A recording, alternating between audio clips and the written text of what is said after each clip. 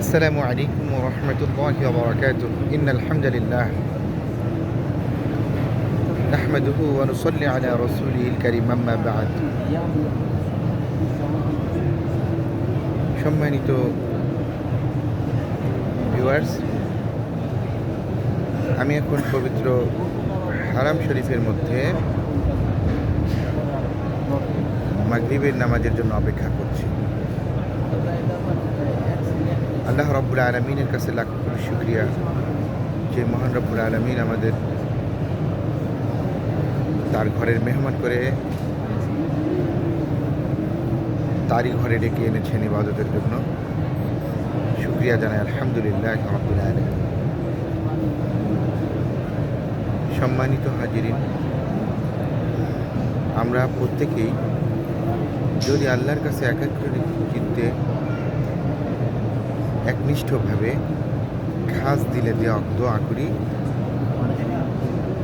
আল্লাহ আমার আপনার দোয়া কবুল করবে। আমার আপনার চাওয়াটা যদি এমন হয় যে আমি অবশ্যই কাবা জিয়ারত করব, অবশ্যই নবী করিম সাল্লাল্লাহু আলাইহি ওয়াসাল্লামের রওজা মুবারক জিয়ারত করব, তো আল্লাহ আপনাকে ব্যবস্থা করে দেবেন। আমার কাছে অনেকেই আমাকে ফোন করে মেসেজে অথবা সাক্ষাতে জানতে চেয়েছেন আমি যে উমরা করার জন্য পবিত্র মক্কা মদিনায় আসলাম, এতে আমার কীরকম খরচ হবে, এত টাকা আমি কোথায় পেলাম, বা এই ধরনের হয়তো অনেকেই প্রশ্ন করতে পারেন, বা আমার মতো একজন ক্ষুদ্র ব্যক্তি এখানে আসতে পারবো, এটাও আমিও কখনো ভাবিনি আগে। তবে আল্লাহ তাআলা সাহায্য করেছেন, আল্লাহ তাআলা সহজ করেছেন বলেই আসতে পেরেছি। সম্মানিত হাজিরিন, আপনারা যারা আসতে চান তাদের খুব স্বল্প খরচে আপনারা মক্কা মদিনায় পবিত্র উমরা পালনের উদ্দেশ্যে আসতে পারেন। আমি ইনবক্সে খোলা রাখলাম, আপনাদের যাদের প্রয়োজন খুব অল্প খরচে আপনি কিভাবে উমরা করতে আসতে পারেন এবং উমরা করার কী ফজিলত রয়েছে তার সম্পর্কে একটু বলি। পবিত্র মক্কাতুল মুকাররমা হারাম শরীফের মধ্যে নির্দিষ্ট হুদুদ পরিমাণ জায়গায়, অর্থাৎ হারাম শরীফের চারপাশে 2 থেকে 3 কিলোমিটারের মধ্যে যতগুলি মসজিদ এবং যতগুলি মানুষ নামাজ আদায় করবে, প্রত্যেক রাকাত নামাজের সওয়াব হিসেবে 1 লক্ষ রাকাত নামাজ সওয়াবের ভাগিদার হওয়া যাবে ইনশাআল্লাহ। অর্থাৎ আপনি 1 রাকাত নামাজ যদি হারাম শরীফের আশেপাশে বা হারাম শরীফের মধ্যে পড়েন, তাহলে আপনার আমলনামায় আল্লাহ তাআলা দিবেন 1 লক্ষ রাকাত নামাজ পড়া সওয়াব। আপনি এই পবিত্র ভূমিতে যদি আসেন, তাহলে পবিত্র ভূমিতে আপনি যা কিছু করবেন তাই ইবাদত।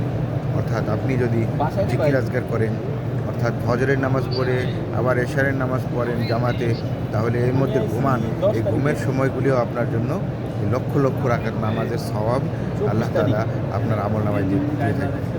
সম্মানিত হাজিরিন, একবার কাবা প্রদক্ষিণ করলে আপনার জীবনের ছোট ছোট সগীরা গুনাহগুলি ঝরে যেতে থাকবে।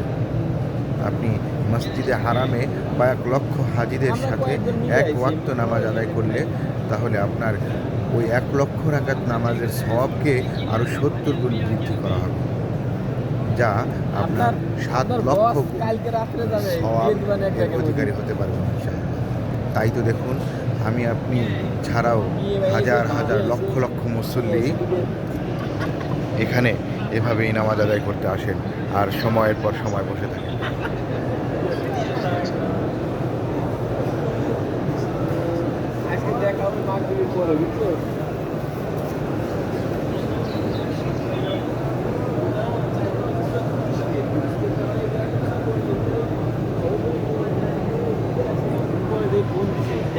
বিভিন্ন ইবাদতে বিভিন্ন মানুষ মশগুল, কেউ কোরআন তেলাওয়াত, কেউ জিকির আজগার, কেউ হয়তোবা বসেই আছেন, কিন্তু বসে থাকলেও আপনার আমল নামায় আল্লাহ তাআলার দরবারে নামাজের অপেক্ষা করার জন্য সওয়াব লিখতে থাকবে।